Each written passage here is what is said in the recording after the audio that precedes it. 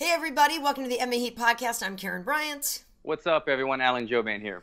So yeah, Alan, the curls are back. You know, people were asking me. I had my hair straight for the shows in Kansas, and some people like, "Oh my God, KB, what have you done?" And then other people like, "Whoa, that looks amazing." But some people like, "Can the curls ever come back?" And I said, "Just add water." So that's all you have to do is just add water, and they're back. So I didn't know if like as soon as you hopped off of the flight in LA, they just sprung back into action, or no, it stayed. Yeah, it stayed flat for a little while because it wasn't that humid. But seriously, like once you add water to it, it was.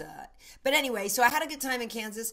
Very nice people, a lot of hospitality. Really, really. I can't say I explored the city much, because it was cold and stuff. But it was fun, and there were some fun fights. I don't know what you thought of the card. Yeah, no, I thought it was a fun card. I was trying to like see all the social media to kind of explore. Because I told you on the last show that I heard that Kansas is beautiful, and I've never been. I don't really have much evidence of that, but I heard from some people that were native, from Kansas, that some beautiful rolling hills and sunsets and greenery and this and that. But from what I saw from Michael Bisping jogging around like he always does, there wasn't a lot going on. But it was kind of like wintertime as well over there, so I'll cut him some slack. Exactly, yeah. I can't say I saw rolling hills or anything. I saw a lot of flat stuff. But anyway, the main event, and it is interesting too with the card because a lot of these people aren't household names. A lot of the people are not in the top 15 rankings, but as we know, you don't have to be in the top 15 to deliver a great fight, right? So I knew a lot of these people were going to be less familiar, but a lot of time on those cards, you really get people who show up and really kind of deliver. So I'm not going to lie. The prelims, we only had a couple finishes, right? We had a submission. We had a TKO. There were more decisions on that and the prelims kind of some of them. I was like, I don't know if this is going to get better and better. But the main card I really thought was fun. I kind of thought Junior could win this fight just because he had more ways to win. But, of course, with Derrick, you always knew it was just going to take, like, one punch and he could totally level you. And we don't always know if Junior's chin's going to hold up. But I guess I wasn't really surprised by that outcome, but I'm curious what your take is. I think we're on the same page with it. I wasn't really surprised. I had picked Junior to win. Obviously, we are both big fans of the Black Beast. But we know the Black Beast's style. He's very... he's usually very just swinging for the fences, trying to knock you down with a trip or something. And if he gets on top of you, his ground and pound is devastating. We've seen that.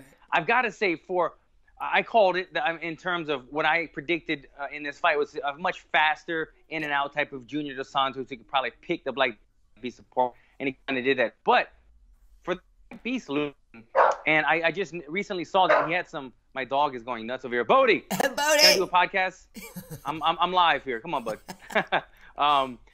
Did you find him to be pretty agile? I was pretty surprised at like the way that he was throwing these high kicks and springing into action. Yeah, I thought that was surprising too, especially in light of now. I think I just saw something that said he had knee problems, like knee trouble. Sorry, right, knee which trouble. Is weird to me. There's torn meniscus, he says, or something like that, or torn ACL, something, which I would have not figured based on exactly what you're saying there. The agility that he was showing off in that first round, switch kicks, and I was like, look at you. So I was surprised to hear that, and when he came up to see us at the desk, he was his usual self, kind of chill. But then when it comes game time, like he totally turns it on. So to hear that after the fact, I was surprised that he had knee trouble. Very much so. I mean, I remember watching the fight thinking, wow, this is the Black finally got past these back issues that were troubling him, that were keeping him a lot more stationary. When he fought Ngannou, you didn't want to see him take any risk. He was taking risks in these fights. He was throwing head kicks. He was throwing switch kicks, as you said. He looks very light on his feet for such a big man. He just was going against somebody that was kind of stylistically, aside from a wrestler, stylistically a bad matchup because he was a very good boxer who knew how to get in and out. Junior Dos Santos does that very well. And Junior Dos Santos is always also a guy who's kind of known to throw some kind of crazy kicks himself. He had the spinning back heel kick over Mark Hunt years ago. And he got the Black Beast with that spinning back heel kick to the liver or anywhere it was, the solar plex, the gut. Yeah. It hurt him. And Derrick Lewis has shown that he has a bit of a weakness when it comes to getting hit in the belly. He wasn't quite able to recover from that one. Yeah, I wasn't sure if he needed to make a boom boom or what, you know what I mean? And at that point, it was like, is this rope-a-dope? Because Junior kicked him, and then, Derrick kind of went down and then sprung up, and we were like, oh my God, is it a Pete Cell, Scott Smith situation? Like, is this a rope-a-dope? What's happening? So I was kind of surprised with that. Like, again, the fact that if Derrick was injured or whatever, like, he actually has, I mean, I guess nobody's saying he doesn't have heart, but like, this dude has heart to be able to go through these injuries and the pain and all that. I mean, I can't imagine getting kicked by Junior in the midsection like that, and going on. But I really did for a minute think that it was a rope-a-dope situation and he was faking out. Yeah, he's got heart. The thing that he doesn't have the ability to hide it. He doesn't hide injury. He doesn't hide fatigue. He doesn't hide any of these things very well. He just shows it to you. But he's got the ability to take your lights out when he is injured. And when I saw the same thing, he went down to one knee. He looked hurt. Junior went in for the kill, and he swung a big overhand, just missed him. And I could see Junior thinking, holy crap, we get a live one here. So he had to be kind of cautious going in after that. But you could tell the body shot kind of slowed him down. It set up the finish at the end. Right. But like Black Beast is a guy that maybe this, knocks him down a slot or two, but he has become an identity. And in the heavyweight division especially, you could lose a fight, win a fight. As long as you put on exciting fights, you're a guy that could be called up at any time to main event. And he's a guy that would willingly take a tough fight at any time, as he did a short notice against DC. So doesn't hurt him at all. He's got his Lamborghini. He's got his big truck. Black Beast is doing just fine after this loss. Yeah, no, I totally agree. A loss for Junior would have been much more significant than it would have been for Derrick. Derrick is just money in the bank. And again, he dropped just a golden nugget on us in that interview when I said, Derrick, usually you're just so chill, but I know you know how to turn it on. He's like, usually I'm just high as hell. And I was like, okay then, and that was great. Did you guys get anything in your ear? Did you give you any feedback after that, or did you just let you roll with it? No, we just kept going with it. It's hilarious. Okay, nice. And then it's funny though, because Mike and I both crack up, and you don't want to seem necessarily that you're endorsing drugs on a television show, but at the same time, like, you can't not laugh at that. I know. And so Derrick, just thank you for blessing us with another golden nugget in our interview.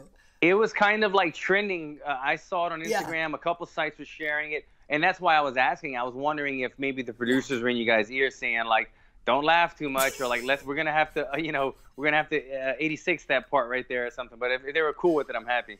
Yeah, they were cool with it. So I want to get your opinion on this, though, because after the fight, I guess Francis Ngannou had tweeted something out about like the thinking emoji and a fight with Junior, and we talked to Junior about that, and if that would be an interesting matchup. We obviously, everybody's trying to get back to the title shot. We don't know if DC's fighting Brock Lesnar or a Stipe rematch, but the idea of Ngannou versus Junior, I kind of love.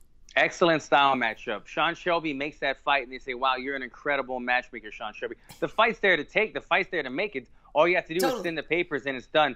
Stylistically, two heavy hitters, two guys with great power and speed in their hands. I would give the speed advantage to Junior Dos Santos again, and the slight power advantage to Ngannou. Yeah. But when you talk about two guys that can stand in the pocket, throwing 90% hands the entire time, fun fight for the fans. I would love to see them make that one.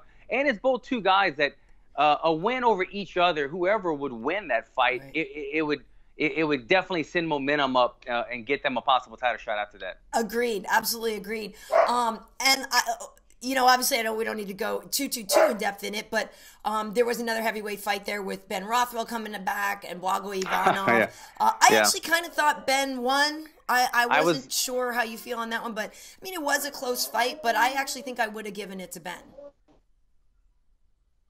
For round. Remember when they announced the winner, thinking that was a bit questionable. Like I said, I didn't score it round for round, so I can't quite argue on it. I did want to see Ben win, just to see one of those kind of awkwardly funny post-fight interviews, with the and the dance and stuff. Exactly. Yeah. So I kind of wanted to see if he had something up his sleeve, if he was going to try to, go into character, become the heel, call somebody out. Right. He didn't have that opportunity. But he looked all right. I thought that Ben has kind of an awkward fighting style. Very so. And he shows it. So I couldn't really tell if that was ring rust or just an awkward style that he was doing. Yeah, so he's kind of awkward. Listen to Bodie in there getting crazy. Does he need something? Yeah, I got to go let my dog out. You guys are going to have to walk with him, but we can continue going. Cool. Okay, so I want to talk to you about the co-main event because this is in your division. This is obviously very important. Elizeu Zaleski dos Santos versus Curtis Millender. And, Elizeu now is on a 7-fight win streak. This is a guy who has such a dynamic striking arsenal, being a capoeira artist, but then at the end he ends up submitting Curtis Millender, who told us that he actually has been a wrestler for a long time in his life. I was a little surprised by that because I always thought of Curtis as more of a stand-up guy. Wait, Curtis said he's a wrestler? Yeah, Curtis said he has been wrestling for a long time in his life, and he trains out of CSW and Fullerton and stuff. I just always think of him more as a striker. Really nice guy. I got to know him a little bit over the course of the weekend, and definitely plan to go film some stuff with him. Really nice guy. But he was submitted by Zaleski dos Santos, who I always also think of as a striker. So for you, Alan, that's your division. Elizeu Zaleski dos Santos is a real threat to that division. He's somebody really people need to pay attention to. Yeah, Dos Santos. I mean, I didn't even know this, Karyn, until watching the broadcast, that he's on a 7 or 8 fight win streak. Second only to Kamaru Usman, who has 10. He's got the second longest streak in your division. It's incredible. It just shows the depth in the welterweight division. I'm not trying to just promote my division, but you have guys that are going on 7, 8 fight win streaks, and they're not even ranked or they're not even really household names yet. It just shows the depth in that division. It's just such a deep division, so many tough guys. Curtis Millender is a guy that I've known for a while. We both were champions in one organization before the UFC, and they didn't quite want us to fight each other because they wanted to have 2 champions. Right, that makes sense. And us make it to the UFC. So they kind of kept us apart. We both made it here. But I've seen him at the shows for a while. We're very friendly. Yep. He's a good dude. He is. And he finally got a shot in the UFC, and he's doing very well. I thought, though, that I think they needed to – I don't think they need to pump the brakes, but I thought that he's a very good guy with a ton of potential, and he's a very, very slick striker.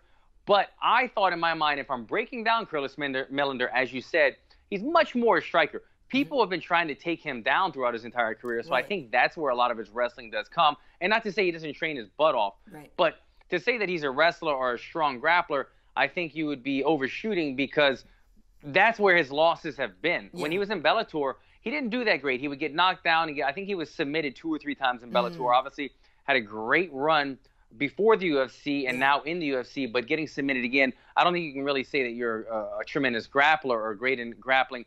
I think he is great in striking, and I think he's got an ever-improving ground game. But looking at it from the rest of the division, I think a lot of welterweights would say, wow, this guy's got slick striking. He's a very tall guy, very athletic guy, very confident guy, as we've seen. But the whole there has to be taking him to the ground. That's got to be the strategy from most guys in his future fights. But he's got a bright future. I believe he's a pretty young guy. And to come into the UFC and be on a 3 or 4 fight tear, get a co-main event, that's a huge thing for him. But like I said, I thought they were starting to push him a little bit too far, kind of saying that if he wins this fight, he might be in the top 10 type guys right after that, without having really fought an All-American type wrestler or, one of these type guys that will take you down. Yeah, he was on a 3-fight win streak. I got my notes here. He's 31. And 31. His record is now 17-4. Good record. But but with the Zaleski dos Santos, another guy that we brought up to him, Rocco Martin, won the featured prelim. And so we were like, okay, so that's maybe something that you can, these two could talk about fighting each other. So I don't really know what's next for Zaleski dos Santos. It's just crazy that there could be somebody this good that people, like you said, don't really know. I mean, I know his name is very hard to say, but just call him Elizeu Capoiera. But it's still amazing to me that 7-fight win streak in that crazy division, and people are still not aware of him. It's kind of interesting to me, but I'm curious for you on the rest of the card, Nico Price. And it's funny, Alan, I bring his name up. So here's the thing. Because you and Nico fought and it didn't go your way, there was a real big part of me that's I don't want to like Nico Price. You know what I mean? I don't want to like the guy because he beat my guy. He's pretty nice. I have to say, I've run into him in the hotel a couple times, spoke with his dad. Everybody in his circle was very kind to me and very friendly and down to earth and everything. And I was like, I didn't want to like you, but you're actually not a bad dude. And and then he won that crazy fight with Tim Means, where I thought Tim Means had his number. Like, there were a couple punches where you could see, like, the whole, it was like shut down for a second and then came back. So I thought for sure, I thought Niko was done. And then to win like that, and with Tim Means breaking his ankle and all that, I'm just curious what your take on that fight was. Yeah, so let me get to Niko personality real quick. Niko got me that night. It left a little my heart just because of the way it went down. Yep. And I didn't love Niko's personality. And I think this is what I have to say on it. Niko's a good guy, and I could see that when you guys did the post-fight interview and he came up there, I think that was a much more genuine Nico Price. And I liked him too. Watching you guys talk to him, I go, and you guys announced that he won the bonus. Yeah. I could see he was more genuine there. I was like, okay, this guy's a nice guy. It's during fight week that he kind of doesn't really know how to act. Right. And he, like, when we fought, he reminded me of like a 16-year-old kid that you didn't like, because he was just like a ball of energy. And he's like, every time you walk by him in the hallway, he's like, like making these weird faces. And me and all my camp is like, is this kid like 12 years old? So I think what it is during fight week, he doesn't really know who he is. Is he supposed to be mean? Is he supposed to act weird? And that's why I got the weird vibes with him. But at the end of the day, we all go through a mixture of emotions during fight week. When it's done, that's when our true guard was down. And when true guard was down, we got to see, I agree with you, he's a pretty nice guy. I got nothing against him. Congratulations to him on that bonus. And congratulations to him on that comeback, as you said. The only thing that I don't want to take away from his amazing comeback, but that disturbs me about it, was that Tim Means broke his ankle in the process. And it was just my heart dropped for him, man, because I think he's about my age. He's 36 or 37, I want to say. He's had a lot of fights, and it's one thing to get knocked out unconscious like that, but within to break your ankle in the process, you're going to go to the hospital, you're going to be out for so long, you're coming off of a loss. It's just a double kick in the gut. So it's a tough one for him. But unbelievable comeback, as you said, by Niko. He was getting beat up. I thought he was getting outclassed in that fight. And Tim Means got a little overzealous, walking forward to the cage, left his hands down, and Niko just cracked him with one, man. They called it on the air. There's probably a bonus in his future. I would say that's probably one of a contender for knockout of the year thus far as well. Yeah, it was really intense, and I saw Tim in the hotel afterwards. He was in, the wheelchair, his foot up. He said, I broke my tibia and my fibia. He was getting surgery today, Monday, as we're doing this. Tim could be under the knife right now.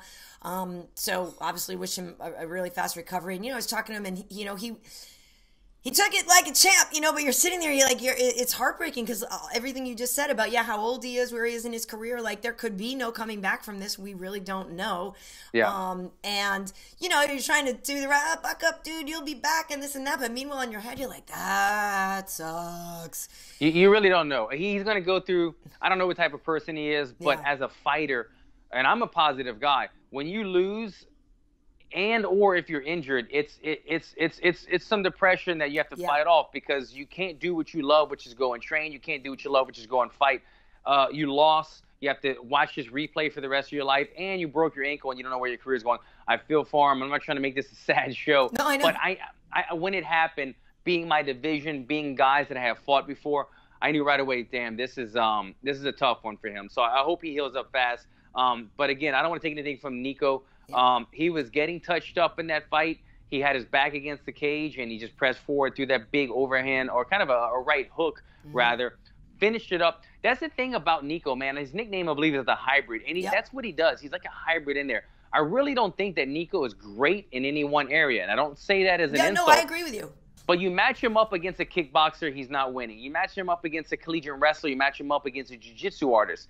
But he has an ability to find the chin, to find the takedown, to find the submissions in very opportune and unopportune moments. Like sometimes you would see where certain guys would jump on the neck, but he gets it at very awkward positions, and he gets the job done.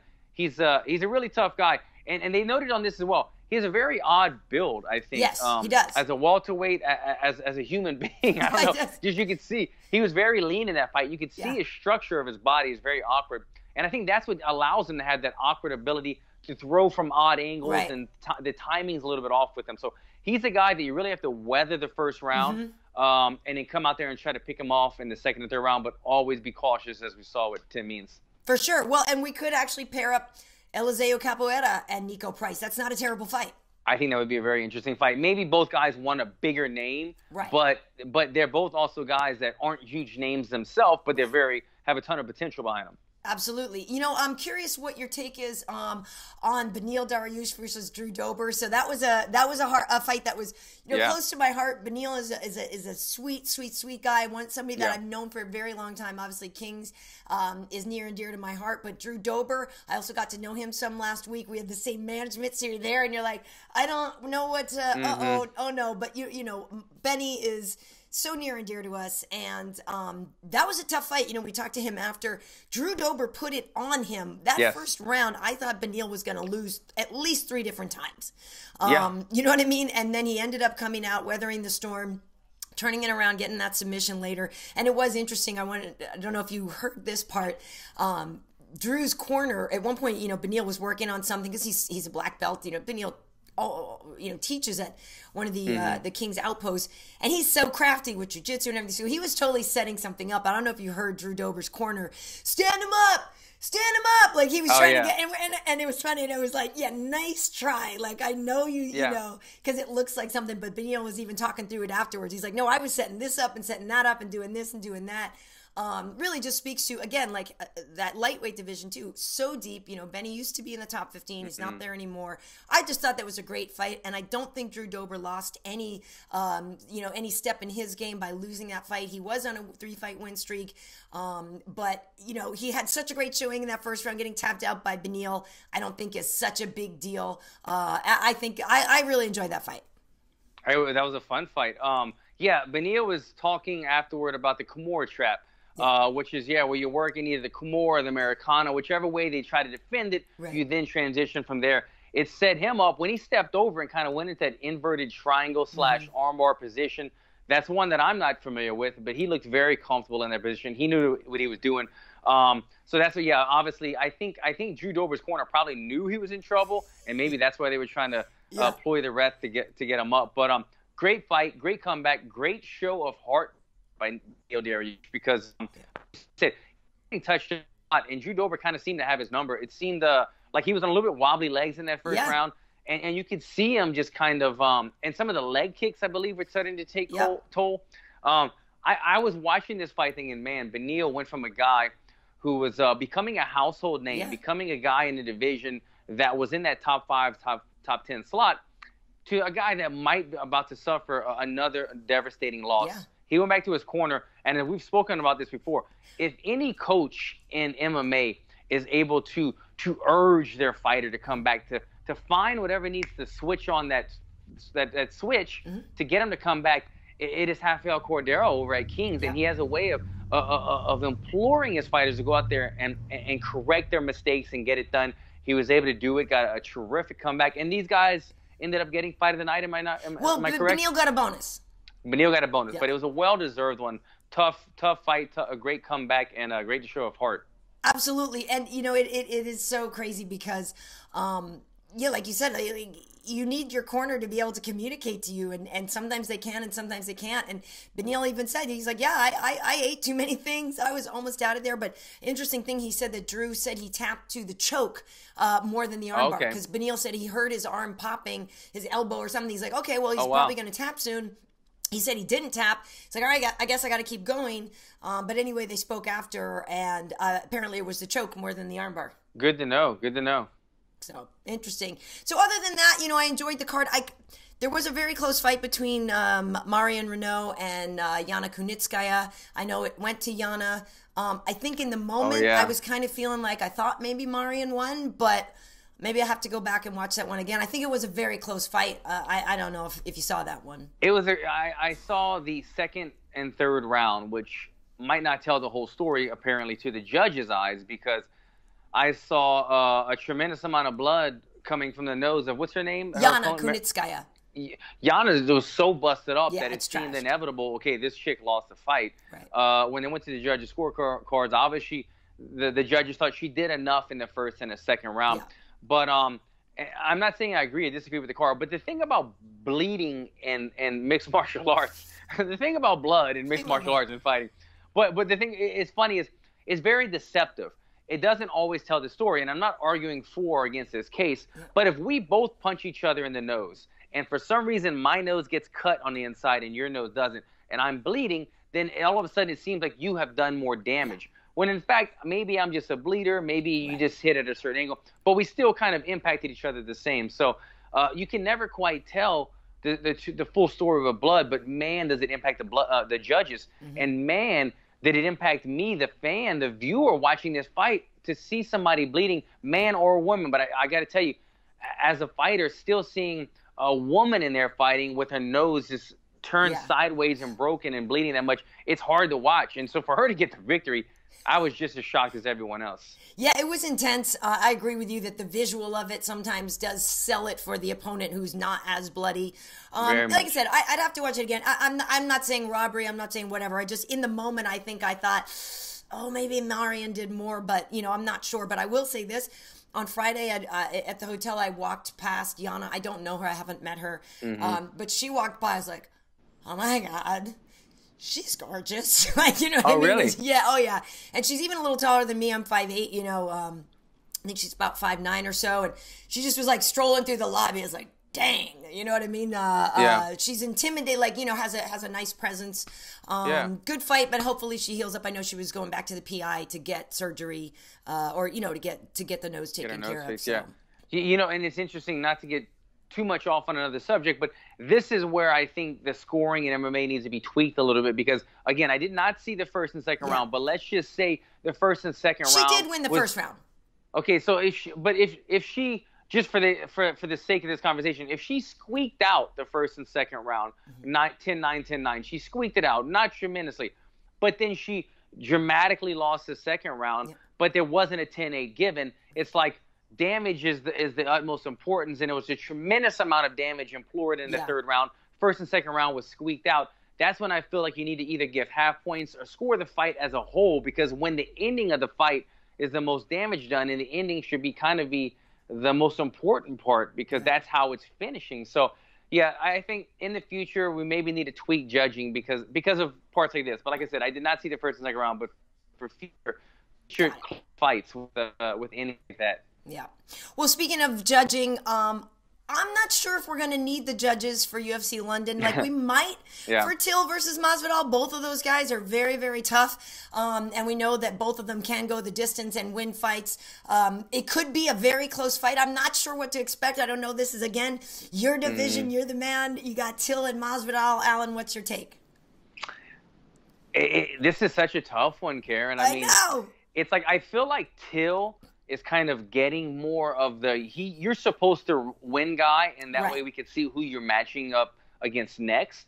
I feel like they're kind of looking past Masvidal. I don't know if that's a smart thing, because he's somebody who's very crafty inside of the pocket. Yep. And you would kind of think with two knockout artists, two tremendous strikers, that we should not have to see the hands of the judges, as you mentioned.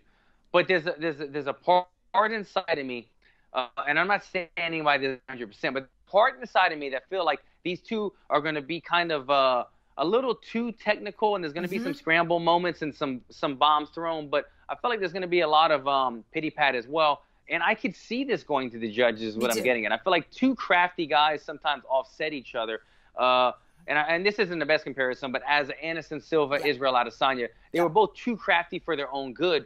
Neither one of them was leading the dance, and the other one was able to counter, because they were both looking for the counter. So I don't know if these two guys will do that. They are both aggressive, but they are both very crafty with their setups. And if the other one is not allowing the setup to happen, we could see the judges. But nonetheless, it's going to be a fun fight. Whoever comes out dominant with this one, with the W, is going to get a big fight in the future. So I'm excited to see what happens in this one. Yeah, I agree. I think it's going to the cards. And the thing that's interesting about that, too, is with Masvidal, in the past, when things have gone to the cards, they haven't gone his way. I mean, there was that streak where he lost a bunch of split decisions. Like, I literally feel like this is one of those fights that could be a split decision. And then, if it is a split decision for Darren, Jorge will say he just got the hometown decision like he did, with Wonder Boy, because that fight was so close. And that's the thing I will say going into this, is that I feel like the onus is on Darren much more to be decisive in there because that Wonder Boy fight was so close, and that was also a hometown fight in Liverpool, that this time he's going to have to really go out there and be way more demonstrative and way more decisive about a victory. And so I don't know if that means he'll be out there headhunting, where he'll give Jorge a counter opportunity. I don't know. I'm not sure what's going to happen, but I agree with you that it could totally go to a decision. And if so, Darren's going to have to make sure he did enough to really be winning on those cards, because Jorge is, like you said, so crafty, and he's such a good boxer. Yeah, really good. I mean, who was it? It was Quinta, who just barely beat him right there. And I just keep seeing visuals of Al. You fucking booing me. You booing me. Booing me?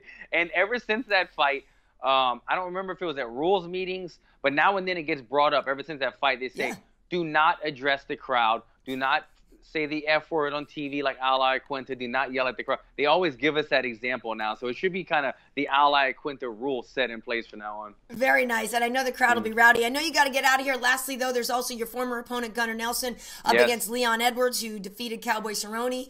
I actually think that's a great matchup, and I think Leon Edwards is a guy that people are maybe underestimating. You know, Gunnar's name has been out there much more, but if you look at the work that he did against Cowboy Cerrone, like, Leon Edwards is a very viable option as a winner in this fight. 100%. Leon Edwards is a guy that's been impressing me a lot. I don't know what his win streak is, but he's been doing really good things. He looked very impressive against Cowboy. He's very good all around. He's got the wrestling. He's got very good striking. He's got good submission, offense, and defense, which he's going to need against Gunnar Nelson. Gunnar Nelson is always hard to find, but if you could figure out his rhythm, he's very beatable once you figure him out. Where I see Leon Edwards as a guy that's just kind of very well-rounded and a gamer. So good fight for him. I know Leon Edwards has been wanting that big fight for a while, kind of been overshadowed by Darren Till. I think a win here could get him that kind of fellow matchup against a Till or a main event type slot again. Yeah, so I leave for London on Wednesday, get there on Thursday, and it is a kind of an England against the world card. I believe all the British fighters, it's foreigners versus Brits and stuff. So it should be a lot of fun.